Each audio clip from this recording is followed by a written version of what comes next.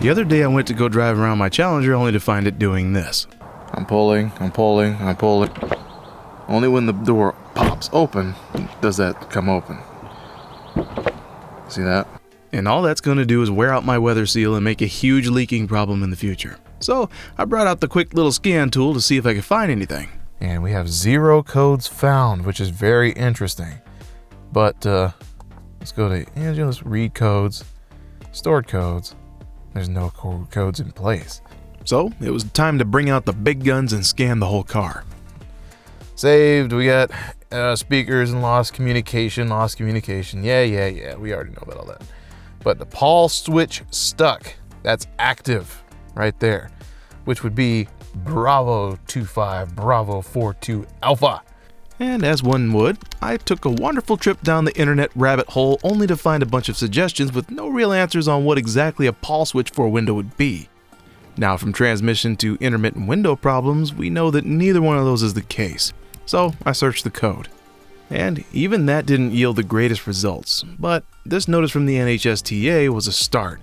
I even subscribed for the 3-day repair manual from Mopar and only found this. Yep, replace the Pawl switch. It'd be nice to know what that is. There was also some language about replacing the door modules, so it made sense that it could probably be it. It seemed to line up with the forums too. While I'm taking off the door panel, I want to stress the fact that my windows still worked, just not at the right time, and everything else still worked as well. Plus, there's a lot of complaints about the driver door module being the issue, so that's what I'll replace first.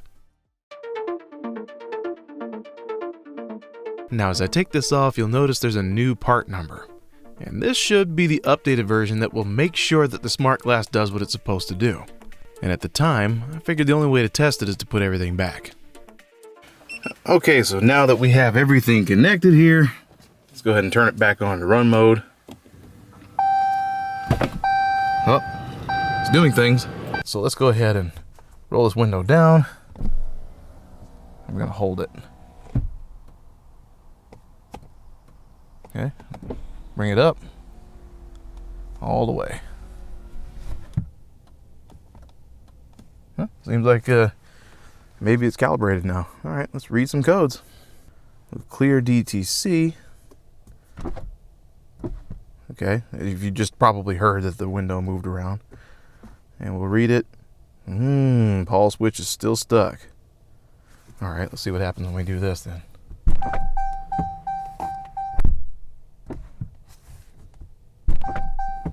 Wow. Well, I guess I was wrong. Well, now it feels like I'm starting to chase ghosts. But I'm thinking the issue still has to be electrical somewhere. So I'll start with the obvious, the door handle itself, and then I'll work my way inward. Alright, so apparently we need to take a different angle of approach at this. So the original switch didn't work, so what I'm going to have to do is take this door handle out. And apparently that little gap right there is what we need to aim for. Be real careful here about how I get these little... There we go. And I'm going to leave this in. I don't know there's any reason to start breaking plastic.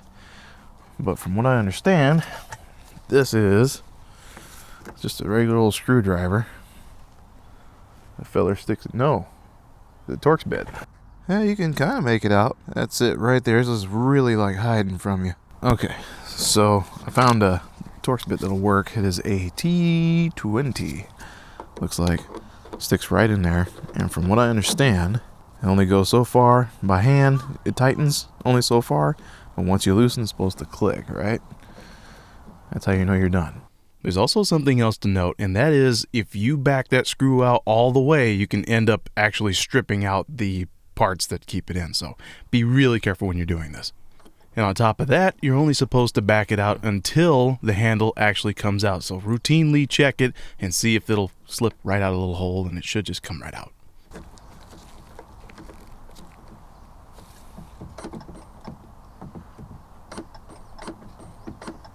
Getting a little nervous here.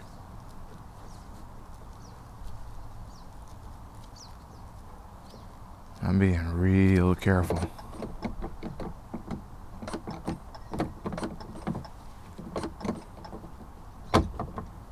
Alright, that's as far as we're gonna go.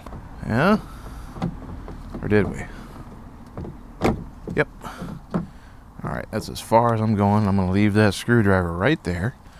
All right, and this is what we're after. This little connector.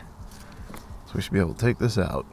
And let's see if there's any corrosion or yuck in there. I think I want to clean this whole thing up anyway. And after a light scrubbing with some mild soapy water and cleaning out the connectors really, really well with some contact cleaner, I moved on and decided to start testing some wires. I wanted to chase this issue down almost inch by inch. So, for a reference, I tapped into the wires of the passenger side handle to measure the voltage fluctuations of the door handle being manipulated in any way. Letting the handle down, handle up, handle down. Then went back to the driver's side and did the same thing. What I was looking for were dead spots or anything else out of the ordinary. After not seeing anything too alarming, I moved on to some of the moving parts of the actuator and latch assembly.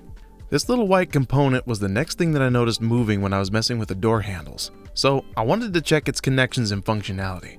And after taking it apart and messing with the door latch to sort of trick it into thinking the door was closed, something really cool happened. And that's a resistance value thing.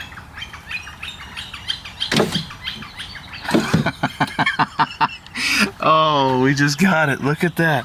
So, what is that? Oh, woodpeckers. Huh. Crazy. Now you're making all kinds of racket. Now comes the interesting part, seeing if I can fix this. This thing is glued shut permanently, so I'll have to get creative. With a little bit of heat and the use of a small flathead screwdriver, I managed to pop this thing right open. It's full of water. Yep, you heard it right. Apparently water intrusion was causing the issue. Now sometimes with switches, a little bit of contact cleaner can solve a lot of problems. So looking at how this works, it's a simple lever and a small low voltage switch. And the best thing I can do now is hit it with contact cleaner and clean up the solder between the switch and the pins. Then it's just a matter of testing it and then sealing it back up. Now I don't have much in the way of an epoxy I can use, but I do have a hot glue gun and that should work for the time being. Well, I did the best I could at getting everything sealed up and, well, back on the car it goes. Ah, that's nice. But for the sake of the video, I'm not going to keep my hot glue job in there. So I ended up ordering a new cheap Amazon replacement so I could get a new Pawl switch. But before installing it, I did want to do a quick bench test to make sure it functioned the same as the old one. Now, it's just a matter of installing the new one, hooking everything back up, and giving it all one final test.